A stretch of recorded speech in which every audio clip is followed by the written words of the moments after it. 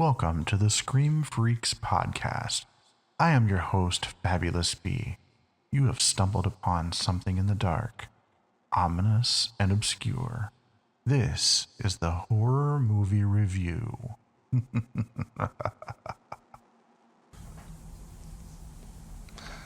So trust me, man, when it comes to piercing your own penis, definitely get assistance.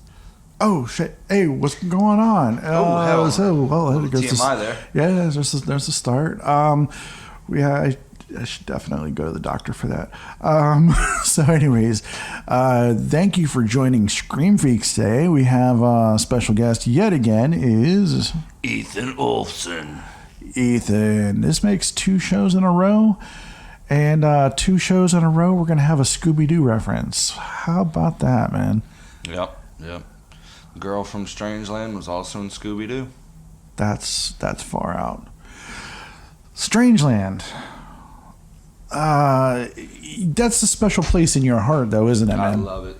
It's the reason I became a piercer. Reason you became a piercer. Yeah. I could definitely see that. I mean, with Dee Snider, and all the piercings that he had and everything that he was doing in the movie. Oh, yeah. Inspiring. Yeah. To tell you the truth, I watched the movie just this afternoon, and I realized just how, and I hate to say this, how poorly the movie aged, because they were using pagers and instant messaging. Oh, yeah, the AIM from back in the day. I mean, we all remember that if you're over the age of 30. And everybody's talking in chat rooms, and it's Oh, I remember those back in my teenage years. Oh, my gosh, dude. And I'm like, look at the size of those laptops. Holy shit. That was rough to watch because we lived that. Yeah. We actually lived it. So the whole premise of the movie was, this guy was, looking for spiritual enlightenment, and he was just, felt the need to bring everybody else to that edge. Definitely, help them with their spiritual journey. Right. And, to help them with their piercing problems, or the lack thereof. And, it's a very well-paying job these days. Back in the day when I was in a tattoo shop, I made a good living. Yeah. Shoving people with needles. Right. And I have one piercing. Well, take that back. I have one of my ears, and then I have my labret pierced. And I have taken it out since, probably 2 or 3 years now, but still, I enjoyed whenever I did have it, because it was always a topic of conversation, especially, whenever you're picking up a random girl in the, club or whatever. Yeah. Yeah. They like to bite it, All right. So, but anyways, he just so happens at the very beginning of the movie, decides that he's going to invite these 2 girls to a party. Yeah, one hell of a party.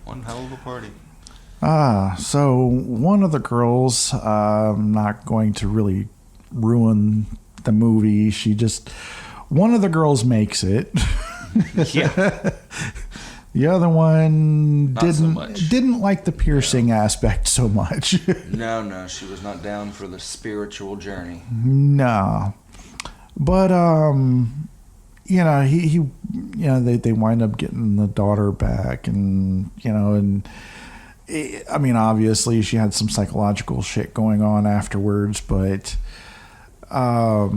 there was a lot going on in this movie, dude.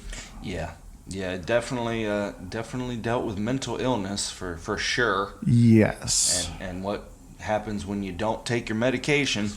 Yep. I will tell you, man, whenever he was caught and rehabilitated, so to say, first of all, 4 years, I think, wasn't enough time to rehabilitate that kind of mental illness. Not for that kind of, no. So whenever he was wearing the makeup, to tell you the truth, his sober self was more unsettling than his regular persona, Captain. Yeah, it definitely looked forced. Dee Snider, as many of us know, if you're rock enthusiast, was the lead singer of Twisted Sister. Hell yes. He was the creator of the movie and starred in the movie. But yeah, just seeing Dee Snider looking like Mr. Rogers with long hair was very much unsettling, more than the tattoos and the piercings, I can say that much. And touching bases on Dee Snider and stuff, Dee Snider played Captain Howdy was a very intelligent character.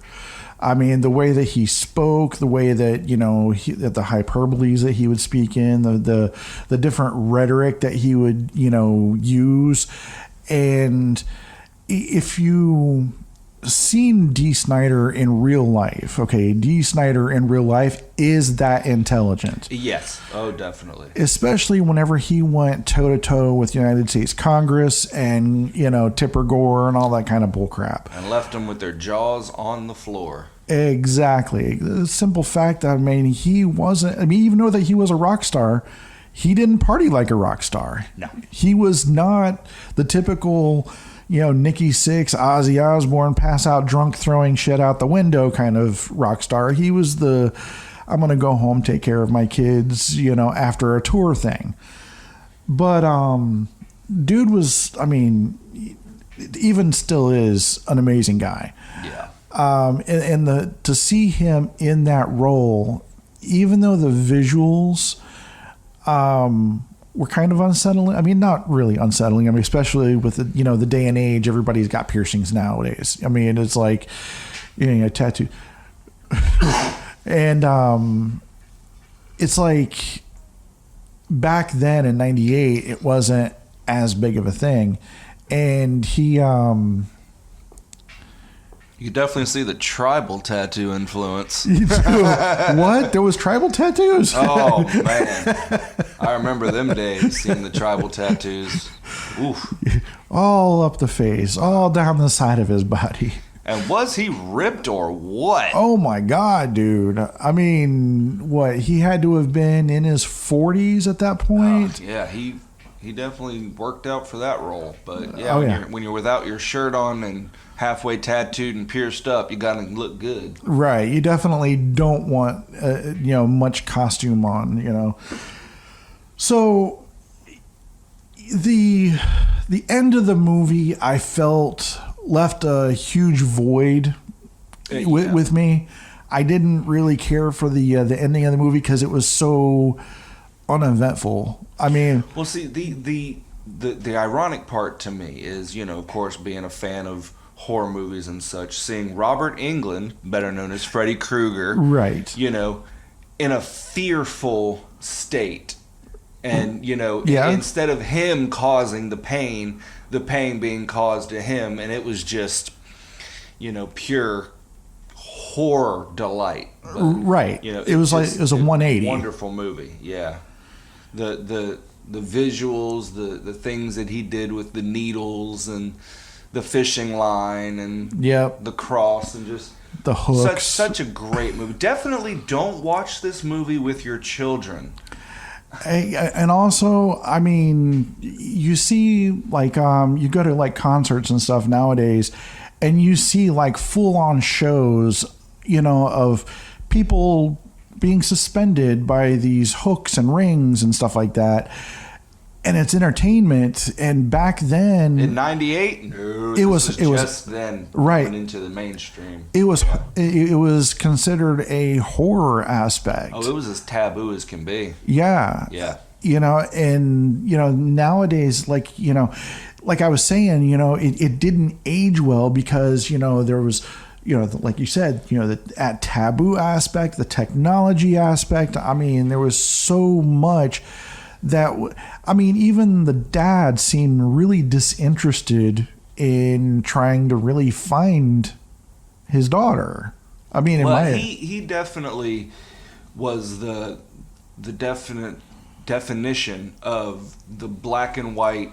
This is how the law is. I have to abide by the law. Right. Even if it is my daughter, I have to abide by the law. Right. Nah. Now, we all know that as being false these days. That's another thing that didn't age well is the law. But anyways. As a parent, I don't care what position I'm in. Somebody does that to my child, Oh, absolutely. Let's not have recorded evidence of what I would do. Right.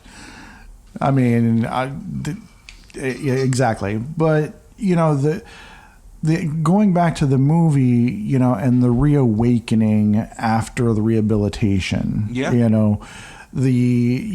realize that mental illness is exactly that, mental illness. It's not just something that you can treat and say, okay, you're cured. It's a constant thing. I mean, once he had his medication, he was fine. He even apologized for his actions. Genuinely apologized. Right. Well, we saw what happened there. I mean, obviously, some people that just wasn't good enough, and I mean, I guess in a parent's eyes, I guess rightfully so, it's not good enough because, I mean, if I had something like that had happened to my kids, I mean, I would have probably done the same. But the fact of the matter is that, this movie was essentially right around mental illness. Yeah. And what happens on the internet. And, even back then in 98, how dangerous the internet can be. Yes. And it wasn't as policed as it is today either. I mean, the fact that they had to get the FBI involved, and the FBI was like, I don't know. What can we do about this? Yeah. I mean, there was no task force like there is today. There was no tracking an IP address like there is today. I mean, even the cops, they were trying to do a tracer on where the signal was coming from. I mean, they got that wrong, right? He had a 5-minute conversation, and usually, like nowadays, you can have that information 1 to 2 minutes. Well, I mean, the SWAT team almost gave an old man a heart attack. Yeah. Yeah, and those were not Viagra pills that he was reaching for. Now, I mean, the movie in itself was fantastic. Like I said, with the visuals, with the whole mentality, the mentally unstable stuff. But one thing that really grabbed me as well is the soundtrack. Oh, what a beautifully done soundtrack. I mean, in 98, you have to realize there was a lot of bands that were on this soundtrack that were just reaching their prime. I mean, there's bands like System of a Down, Soulfly, Seven Dust. You had Dee Snider's on there. Cold Chamber was just getting big. I figured Cold Chamber. I know I heard Manson. Yes, definitely Manson. Definitely heard Manson. Yeah. Head PE was on there. Nashville Pussy was on there. Just a bunch of bands that, like, you're like, oh my gosh, this is basically, you play it today for a group of people, and it's basically a cult classic. Everybody loves it for one reason or another. Yeah. Hey, I have a mental illness like that. Hey, I have piercings too. Hey, I want to hang somebody from the ceiling. Hey, I like that music. Just something. I mean, it inspired me to pierce up my body. Every piercing that I have, I did, and then I became a piercer and pierced up other people. So it's definitely a very inspiring movie. Right. Exactly. So, geez, man, this is, like I said, this is our second go round, with a movie that we both find fantastic and fascinating.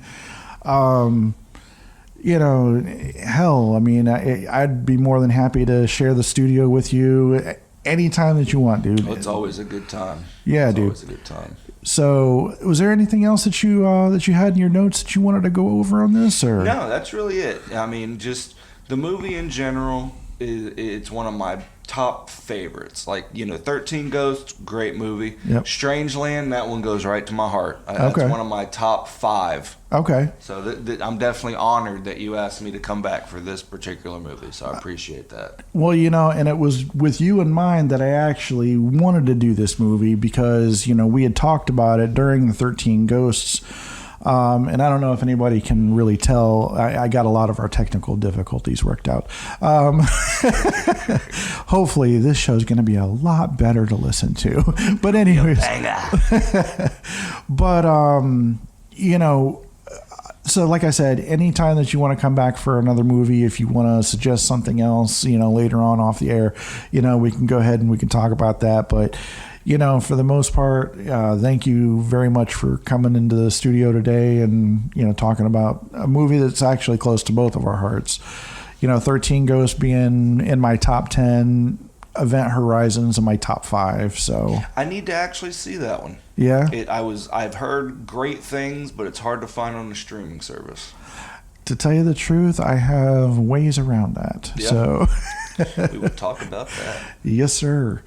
But anyways, so everybody, thank you for tuning in to Scream Freaks yet again. Hopefully this time around is better to listen to. And until next time, stay spooky, my friends. So much flesh, so little time. Thank you for listening to Scream Freaks. This has been Fabulous B. Remember to listen every Saturday at 9:30 a.m.